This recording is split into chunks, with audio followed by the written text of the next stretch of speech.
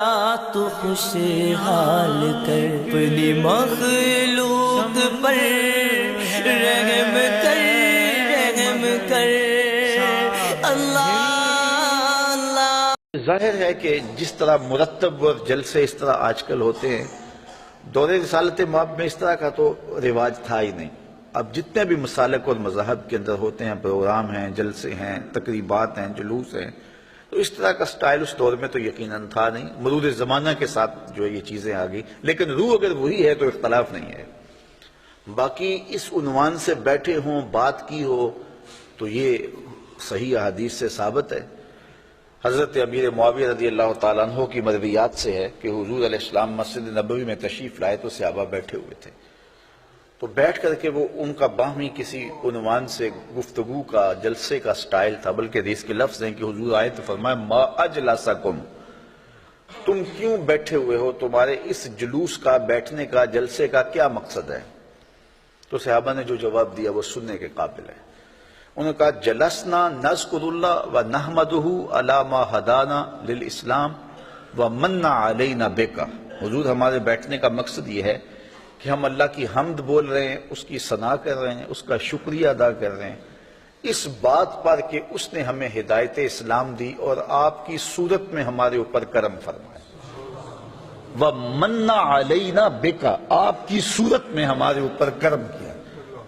اور اگر اس کو حضرت حسان بن ثابت کے لہجے میں دیکھنا چاہو تو ان کے صریح لفظ یہ ہیں مَنَّ عَلَيْنَا رَبُّنَا أَن بَعَثَ فِينَا مُحَمَّدًا صلی اللہ علیہ وسلم، ہمارے رب نے ہمارے اوپر احسان کیا ہے کہ محمد عربی عطا کر دیا۔ اور اگر اس کا اردو میں منظوم ترجمہ چاہو تو یہی ترجمہ ہوگا فضل رب العلا اور کیا چاہیے، مل گئے مصطفیٰ اور کیا چاہیے۔ من علینا ربنا ام بعث فینا محمد، تو انہوں نے کہا کہ ہم اس پر اللہ کا شکریہ ادا کر رہے ہیں کہ اللہ نے آپ کی صورت میں ہمارے اوپر احسان کیا ہے۔ جب صحابہ نے یہ بات کہی تو حضور مسکرا کے گزر جاتے، کہتے کہ اچھا کام ہے، اور اگر اچھا نہیں تھا تو روک دیتے، لیکن حضور فرمایا کیا صحابہ تم اس بات پہ قسم اٹھا سکتے ہو کہ اسی لیے بیٹھے ہو؟ تو صحابہ کو حیرت تو ہوئی ہوگی کہ اس بات پر قسم لینے کا کیا مقصد ہے، لیکن حضور نے کہا تو انہوں نے برجستہ عرض کی حضور ہم اللہ کی قسم اٹھا کے کہتے ہیں اسی لیے بیٹھے ہو۔ حضور نے باقاعدہ حدیث میں آتا ہے، مسلم کی روایت ہے، سنن نسائی میں ہے، باقی کتب حدیث میں ہے، حضور علیہ السلام نے ان سے قسم مانگی مجھے قسم دو کہ تم اسی لیے بیٹھے ہوئے ہو، تو صحابہ نے عرض کی حضور ہم اللہ کی قسم اٹھا کے کہتے ہیں ہم اسی لیے بیٹھے ہیں۔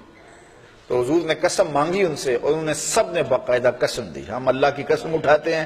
ہم اسی لیے بیٹھے ہیں کہ آپ کی صورت میں اللہ نے جو ہمارے اوپر انعام کیا ہے اس پر اللہ کا شکر ادا کر رہے ہیں۔ تو جب صحابہ سے باقاعدہ حضور نے قسم لے لی اور انہوں نے قسم دے دی تو حضور علیہ السلام نے فرمایا صحابہ میں تم سے جو قسم لی ہے وہ کسی تہمت کی بنیاد پر نہیں لی، کوئی شک نہیں تھا تمہارے قول کی صداقت پر کہ میں نے قسم سے تصدیق چاہی ہو، بلکہ ماجرا کچھ اور تھا، اور وہ کیا تھا کہ میں حجرے میں تھا، اتانی جبریل علیہ السلام، میرے پاس حضرت جبریل امین آئے، تم باہر بیٹھ کے مجلس کر رہے تھے اور میں حجرے میں بیٹھا ہوا تھا، اتانی جبریل علیہ السلام،